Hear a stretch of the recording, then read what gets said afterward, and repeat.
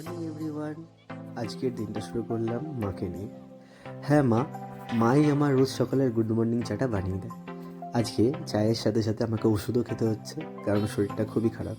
দেখছো আমার ছোট ভাই কোতন আমার জন্য ওষুধ নিয়ে চলে এসেছে। তো ছটপট ওষুধ খেয়ে ব্রেকফাস্ট করে চলে এলাম কাজের জায়গায়। আজকে না কাজ করতে অতটা ইচ্ছা করছিল না, কিন্তু কাজের জায়গা তো কাজ করতেই হবে। তো আজকে একটা ছবির অর্ডারও ছিল।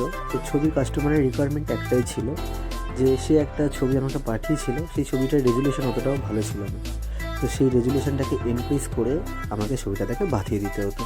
আর তার অবশ্যই ডিমান্ড ছিল দাদা কালার কারেকশনটা যেন ঠিকঠাকভাবে হয়। আমি ছটফট সেই কাজ করে, দেখতে পাচ্ছ সুমিত ভাই এসেছে, র্যাপ করছে। তো একটু র্যাপ করে চলে এলাম বাড়িতে। তো বাড়িতে ঢুকতেই সচরাচর রোজই আমাকে এটা ফেস করতে হয়।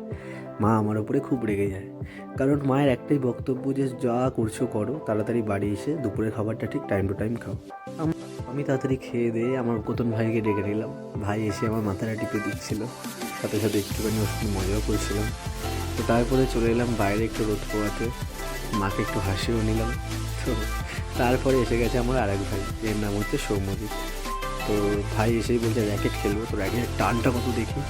তো এইসব টান দেখার পর আমি একটুখানি খেললাম। শরীর খারাপে ভাল লাগছিল না, তবু ওদের সাথে খেলতে মজাই লাগছে। তো খেলতে খেলতে ককটা চলে যায় হঠাৎ করে পুকুরে। তো পুকুর থেকে কে তুলবে? আমার তো মাথা নিচু করলেই মাথাটা যন্ত্রণা করছিল। তো পাশের বাড়ি থেকে এক দাদু এসে ককটা তুলে দেয়। তো ককটা তোলার পরে সে তো কুতুন খুব আনন্দে লাফাচ্ছিল। তো আনন্দ পেতে পেতে বলছে দাদা তোর সাথে চ আর একটু খেলি। তো ওর সাথে আর একটু খেলেই নিলাম।